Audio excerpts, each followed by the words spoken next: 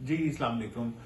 अच्छा, मैं हूँ जहाँ ज़ेब सोल से। मैंने कहा कि आज मैं एक इंफॉर्मेशनल वीडियो बना दूँ रिगार्डिंग ह्यूमिडिफायर्स, क्योंकि लोग काफ़ी हमसे पूछते रहते हैं कि कौन सा ह्यूमिडिफायर लेना चाहिए या वो क्या काम करता है। तो ह्यूमिडिफायर जो है वो सर्दियों में आप इस्तेमाल करते हैं जब आपकी जो ह्यूमिडिटी है वो बहुत कम हो जाती है। हवा जितना मॉइस्चर कैरी कर सकती है वो डिपेंड करता है उसके टेम्परेचर के ऊपर। तो जैसे जैसे हवा ठंडी होती है उसकी एबिलिटी टू कैप्चर मॉइस्चर या रिटेन मॉइस्चर वो कम होता जाता है। तो सर्दियों में आपकी हवा बहुत ड्राई हो जाती है और ह्यूमिडिटी जो है वो 50% से नीचे चली जाती है। आप ह्यूमिडिटी सिंपल किसी भी उससे मीटर से मेजर कर सकते हैं। मसलन जैसा से ये घड़ी है, इसमें ये अब आप देखें 47% लिखा हुआ आ रहा है। तो ये 47% रिलेटिव ह्यूमिडिटी है। हमारे लिए हेल्दी लेवल होता है तकरीबन 50% से 60% के दरमियान। अगर हम ह्यूमिड रखें तो उस वक्त वायरसेस और बैक्टीरिया भी कम ग्रो करते हैं, स्किन भी ठीक रहती है, सारा कुछ ठीक रहता है। सर्दियों में हमारे यहाँ तकरीबन ये 30% तक चला जाता है, तो इसको हमने इंक्रीज करके 50-55% के ऊपर ले जाना होता है। तो उसके लिए जो बेसिक तीन तरह के ह्यूमिडिफायर जो हैं वो इस वक्त आप ले सकते हैं जो मार्केट में होते हैं। तीन डिफरेंट टेक्नोलॉजीज हैं। फर्स्ट वन इज दिस, ये अल्ट्रासोनिक होता है ह्यूमिडिफायर, और ये इसके अंदर एक प्लेट होती है जो 110 किलोहर्ट्ज पे वाइब्रेट करती है, और उसकी वाइब्रेशन से ये वाटर के वेपर्स बना देती है, और ये वेपर्स जो हैं ये स्प्रेड होते हैं और ये ह्यूमिडिफाई करते हैं। अच्छा, अब बहुत सारे लोग ये छोटा सा ये खरीद के समझते हैं कि ये कमरे को ह्यूमिडिफाई कर देगा, तो ये कुछ भी नहीं करता। ये आपने याद रखना है। इसकी जो कैपेसिटी है वो सिर्फ है 30 मिलीलीटर पर आवर इवेपोरेट करने की।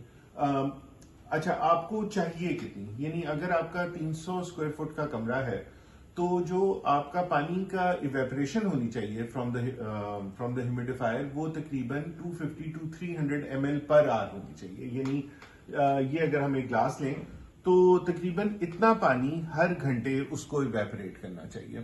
तो अब आप ये देख सकते हैं कि इसके अंदर तो टोटल शायद आधे ग्लास से इतना पानी है, तो ये तो काम नहीं करेगा। तो आपने एक ग्लास पानी इवेपोरेट करना है 1 घंटे में, विच मीन्स कि 10 घंटे अगर आपने रात को चलाना है तो आपको 10 ग्लास पानी इवेपोरेट करना है, जो कि 2.5 से 3 लीटर बनता है।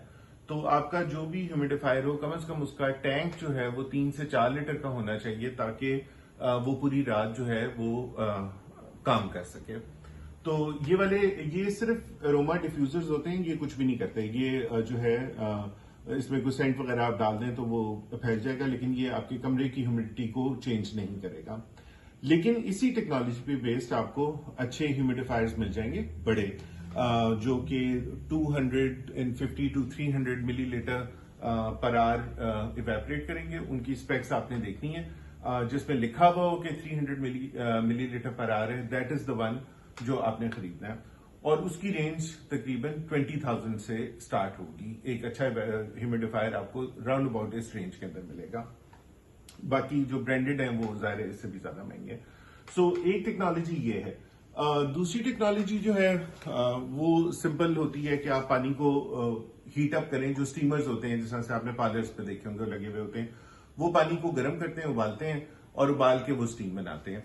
तो उसमें भी अगर आपने 3 लीटर या 4 लीटर पानी उबालना है पूरी रात में ह्यूमिडिफाई करने के लिए, तो 1 लीटर पानी उबालने के लिए आपको 0.7 यूनिट्स ऑफ इलेक्ट्रिसिटी चाहिए होते हैं।